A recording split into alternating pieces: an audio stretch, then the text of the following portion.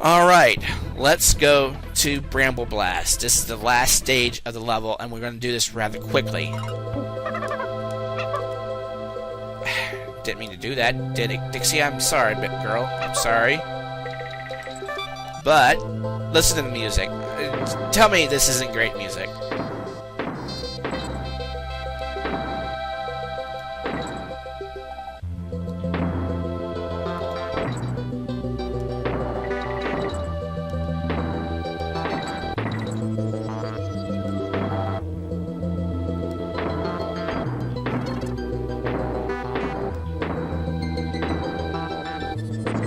Oh, fudge.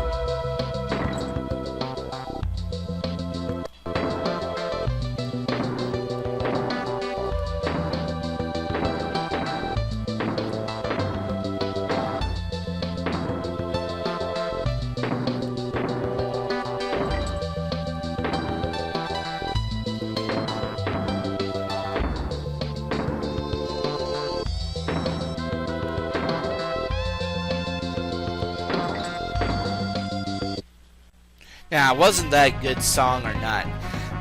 That song is just so moving.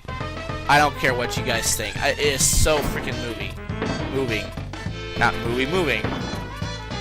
But really. And of course you hadn't noticed, this is actually one of those... You'll be seeing a lot of these in this game, or a few of these in this game, but of course it's barrels. You have to go through the maze of barrels. But that song just... Oh, it's so heartwarming. It just kind of defines me a little bit. How... Well, this what makes me... Another one of these songs that makes me a gamer, too. I mean, it's just so freaking awesome.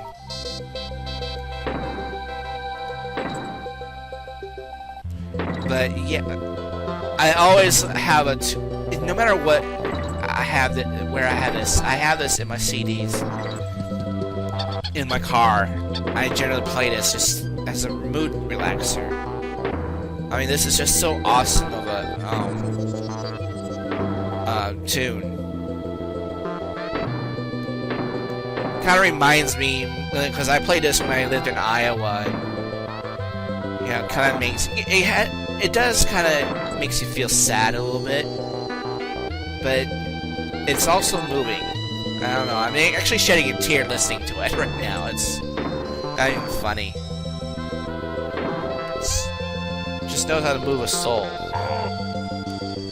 Nintendo, I don't care. I wish they had put this tune back in DKC2.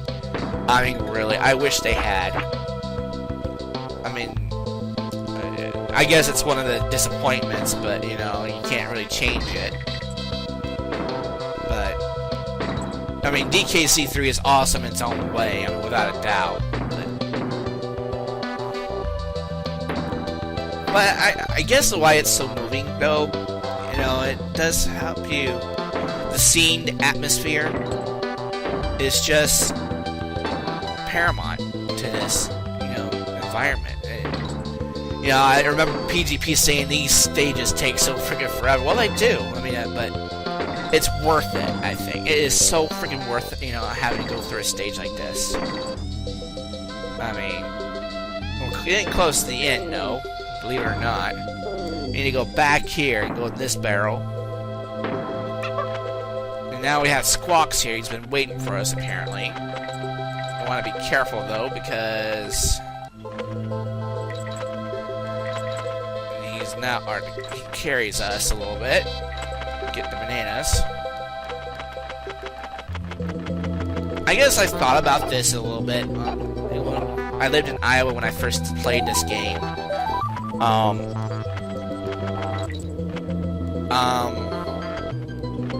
A friend of mine in school then, at the time, I guess when I first played this game,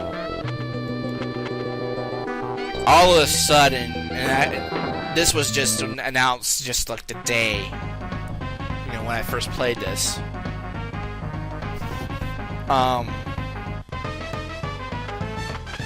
Well, actually not to the day, but it was sometime during it. A friend of mine's school collapsed. I mean, without any warning. I mean, she was going through a seizure. Noticing how... I mean, what she would do... I guess it was some sort of recital going on at school. And such. And she had collapsed. And virtually the whole school was in shock at the time. I mean, it was just like, the day after it happened, I remember, her name was April. The day after it happened, I mean, there was some of my, classmates were just in tears. I had no idea this had happened, to be honest with you. I wasn't even aware that that had happened. But, you know, how we are as a community, you know, deal with grief. Oh, the next day, school canceled all sporting events. I mean, it was very quiet that day, the day after, you know, she collapsed. And she had to be flown to, I think, either to a specialist facility in either Dubuque, Iowa, or Davenport. I don't remember which, but Dubuque, I think, had the, you know, trauma center. She had to be flown to Dubuque, because Dubuque from Bellevue was about, let's say, 25 miles, 30 miles, but it was very treacherous terrain for, you know, ambulance to go through. So, I mean, but yeah, that she had to be flown from I think Maquoketa to Dubuque, because Maquoketa was closer, and it was the county, quote unquote, county center, you know, county seat of Jackson County, and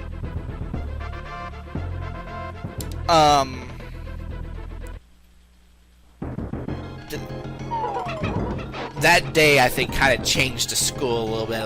I mean, at least in that year, if you know what I'm saying. Because you know how the life of one, even in the school, can impact a whole school. And, you know, it was shocking. I kind of wish I knew what had happened. But, you know, she's actually doing better. I mean, she actually came back during her senior year or junior year and finished and graduated in my class. Shit, sorry about that. I was telling my story and I lost track. But you know, I mean, things like that happen. I mean, without a doubt. So I'm gonna go ahead. As you can notice, every time he stomps on the ground like that, he stuns, you know, either Diddy or Dixie. So you gotta be careful. Be sure when you throw this at a distance, because if you're too close, he'll just hit it. Hit it away from you. So just be careful. And every time you hit him, he'll drop at a faster rate. So just kind of be careful. So, I got more stories to tell. I mean, I guess I could use this, you know, opportunity to tell more of my, I guess, high school stories, but, you know, because I was in high school when they made this game. I mean, without a doubt, I was just barely starting high school. Alright, so he starts his second phase. He's gonna jump. And notice that the first time he lands, he doesn't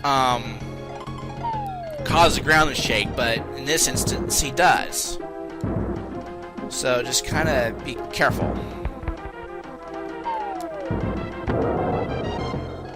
Alright, so here's the final.